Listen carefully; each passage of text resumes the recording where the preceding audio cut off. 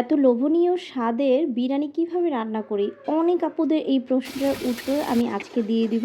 আজকের ভিডিওতে আপনাদেরকে দেখাবো কিভাবে এত সুন্দর করে বিরিয়ানি রান্না করি। আসসালামু আলাইকুম, সবাই কেমন আছেন? আশা করছি সবাই অনেক ভালো আছেন। আপনাদের কাজবাজ কেমন চলছে? মনিটাইজেশনের জন্য যারা কাজ করছেন 2025 সালে এসে আপনি কি হতাশ? হতাশ হওয়ার কোনো কারণই নেই আপু, কাজ করতে থাকেন। ফেসবুক যখন বলেছে সবাইকে মনিটাইজেশন দিবে, আপনি শুধু আপনার কাজে ফোকাস করেন, দেখবেন ফেসবুক আপনার দিকে ফোকাস করবে। কাজ ছেড়ে দিয়েন না, হাল ছেড়ে দিয়েন না। এতদূর পর্যন্ত যখন আপনি এসেছেন তাহলে নিশ্চয়ই আপনার ভিতরে কোনো না কোনো কোয়ালিটি আছে।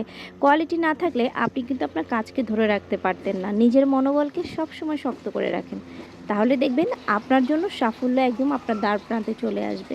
রান্না করার সময় আমার কিন্তু রান্নার চুলার উপরে যে সকল মশলা টশলা ছিটে পড়ে সেগুলো পরিষ্কার করে নিই বারবার, কারণ ময়লা থাকলে আমার রান্না করতে ভালো লাগে না। চুলার উপরে যখনই একটা কিছু পড়ে আমি তাড়াতাড়ি সেটা আগে পরিষ্কার করি।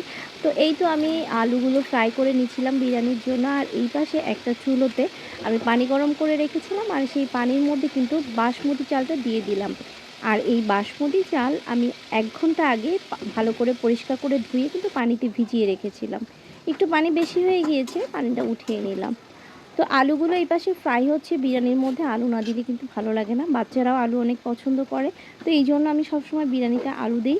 আর এইদিকে আমার ভাতটা কিন্তু কুক হচ্ছে। এই রাইসটা আমি 90% কুক করে নিব। 90% যখন হয়ে যাবে ঠিক তখন কিন্তু আমি রাইসটা উঠিয়ে ফেলবো। 90%-এর বেশি হওয়াবো না এবং এর থেকে কমও হবো না, তাহলে কিন্তু আমার মতো এরকম ঝরঝরে বিরিয়ানি হবে না।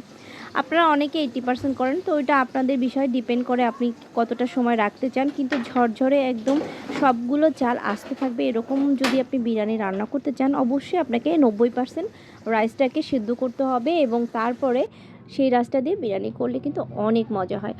তো এই তো আলুগুলো সুন্দর করে জাফরান দিয়ে আমি কালার করে ভেজেছিলাম, সুন্দর হয়ে গেল। আর এইখানে দেখেন রাইসটাও হয়ে গিয়েছে।